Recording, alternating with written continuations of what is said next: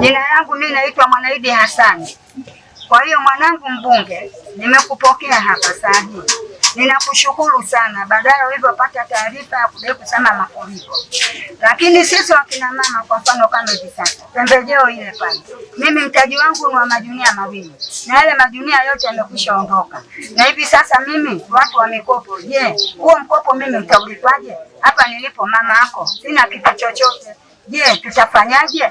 Kwa majina naitwa Ana Dafa na mimi ni mwathirika. Ninauza samaki pale nje.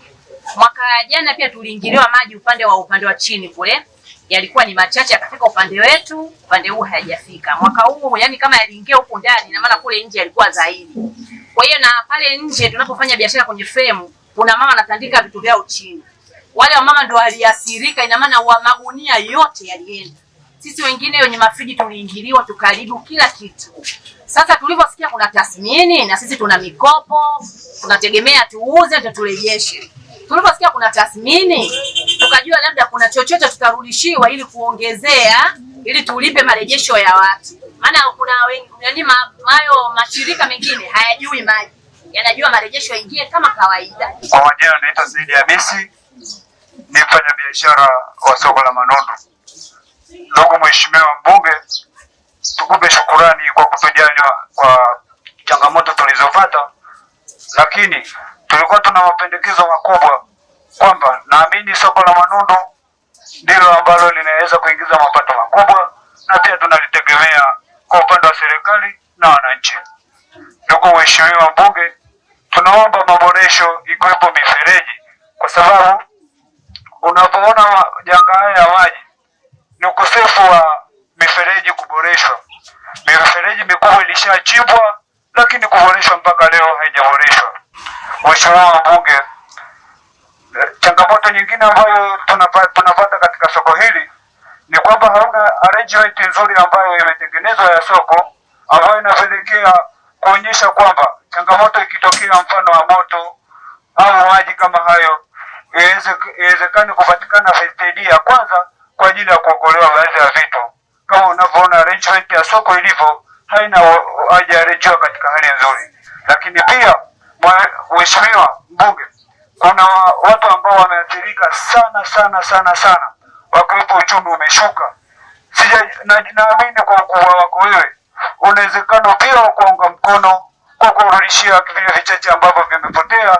Tunaamini watu hao wanajulikana, lakini wale ambao wameathirika sana pia wanajulikana. Naombeni jamani watoto wangu, na waomba hili swali, yani hili swali sio la mzaha. Tutakuja kupoteza familia. Ule mfereji uchimbwe na ujengewe. Inawezekana. Na mto ufukuliwe. Na pale mwisho wa daraja pale, mapampasi yatoke na maroba huku tu, yanatoka mpaka sehemu nyingine. Kwa hiyo swala la viongozi walisimamie. Maana kule chini kule, mapampasi yamepandisha juu hivi. Mto maji hayaendi. Sio mapampasi ya maeneo haya. Hata watu wa sehemu nyingine. Kwa hiyo kuna kamati zinazohusika na usafi. Maana pale mwisho kidondosha karatasi hivi unakamata. Lakini hapa kwa nini mtu anabeba roba na mtoto mko ndani amekufa anaenda kutupwa? Kuna kijana mtu amshemisha na aleta maroba mpaka kwa anatupa. Na kamati zipo. Mimi kwa nia mmoja wapo mwathirika mkubwa sana wa maji. Mimi ni mwathirika mkubwa sana. Yaani ingekuwa na mahali nyumba inaweka tile, ingekuweka kaondoka. Ama na mahali pa kukimbilia. Maana kiwanja mmenunua sijajua, nilikuwa sehemu nyingine. Lakini mimi ni mwathirika mkubwa. Kama safari hii sina nilichokuokoa hata kimoja. Maji niko ndani yako niko hivi. Tunadaiwa mikopo huko. Tumeyumba tukaja kwa bosi. Bosi anatudai. Mzigo umekufa. Bosi naye kapata hasara. Hatujui kwa kuelekea. Tunaomba jamani serikali mtufikirie. Tuko chini ya miguu yenu. Tunaomba mtufikirie, tunaathirika pakubwa. Wakulima wanatoa mizigo yao kuja kwenye vitu. Sisi sasa tunakuwa madai waka. Usione tumejaza hapa. Ni mizigo ya wakulima wa Mandera hii. Tunaanika, tunakoboa, tunauza. Tunapata 2000. Tunapata nauli, tunapata na hela ya kula, kisha tunapata 500 kwa kila. Kwa hiyo tuko vibaya jamani, tunaomba mkufikirie. Mimi nitatoka nitakwenda kubeba tofali. Nitatoka kwenda kufanya shughuli hizi.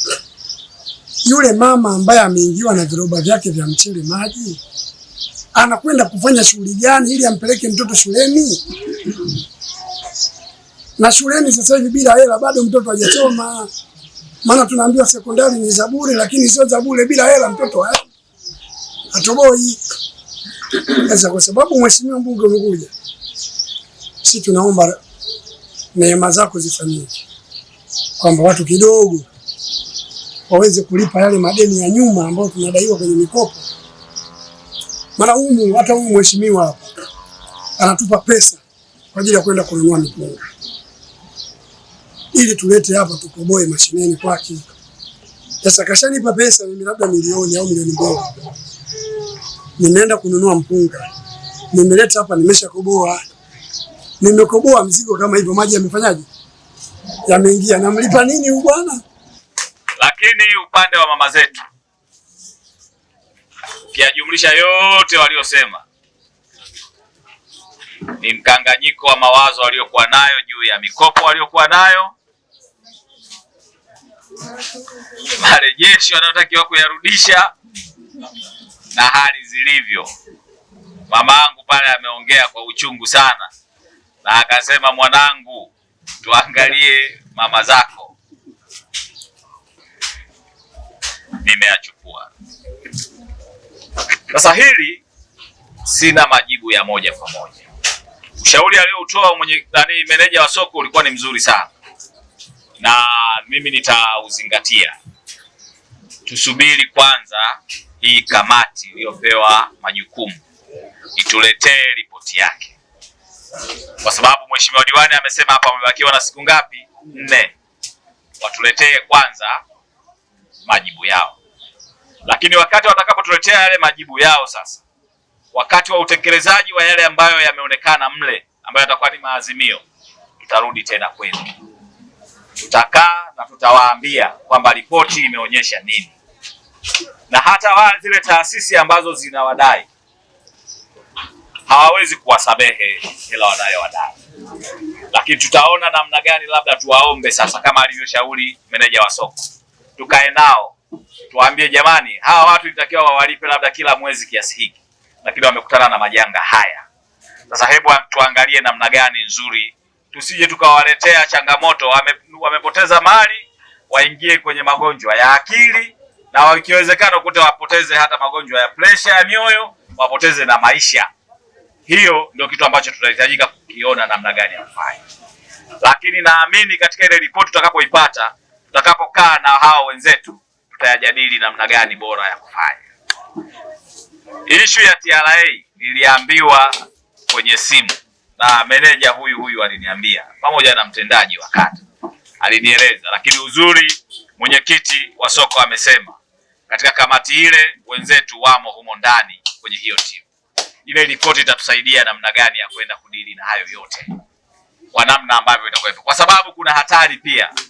Ukisema lolote hapa leo kwa mfano, au wao wakiamua kusema lolote, inawezekana wafanyabiashara wote wakaja wakasema nao natakiwa wafanyeje, wapewe huo unafuu, wakati kuna wengine inawezekana hawajaguswa kabisa na nini, na hiyo changamoto. Kwa hiyo tuwaache wenzetu wafanye kazi yao. Kamati ile italeta majibu hayo yatajadiliwa ndani, na sisi wengine tutakuwepo katika majadiliano hayo, ikiwemo mheshimiwa diwani na mimi mwenyewe, na yale ambayo tunaweza kuyaomba tutayaomba katika vikao vya ndani, na baada ya hapo tutakuja kuletewa majibu. Lakini mheshimiwa DC anafanya kazi yake kwa ustadi mzuri sana, na ndio maana unaona ameamua kuunda hii kamati, na naamini kamati hii itamshauri vizuri na italeta taarifa sahihi ambazo hizo tutaenda kuzitumia kwa ajili ya kutafuta suluhisho la baadaye, lakini pia kwa wakati tuliokuwa nao sasa. Kwa hiyo tutajipanga kwenda kuaddress hayo yote. Wakati nimeanza kusema mwanzo nilisema, lakini sikufafanua. Nikasema kama kuna ambao wanaweza kuathirika na maamuzi ambayo tutakwenda kuyachukua, tutalazimika kuwaomba watuelewe ili tuyafanye, kwa sababu kwenda kuondoa ule udongo na mauchafu yaliyokuwemo, kurudisha kile kina, tutaweza kufanya. Lakini kama tukifanya hakuna namna ya kuendelea kutunza, basi tutaendelea kuwa na matatizo haya kila wakati. Sasa ni lazima tufanye, na baada ya kufanya tuhakikishe kwamba tunalinda tusirudi tena kwenye matatizo hayo. Lakini haya yote bado hatujaweza kuyasema na kuyafinalize. Tupate kwanza ripoti, ripoti ndio itatueleza. Tukipata ripoti tutakuja na maazimio ya nini tufanye, na tutakwenda kwenye utekelezaji kuhakikisha kwamba tunalinda mali za watu wetu na biashara zenu ziendelee kufanyika na hasara za namna hii zisitokee tena.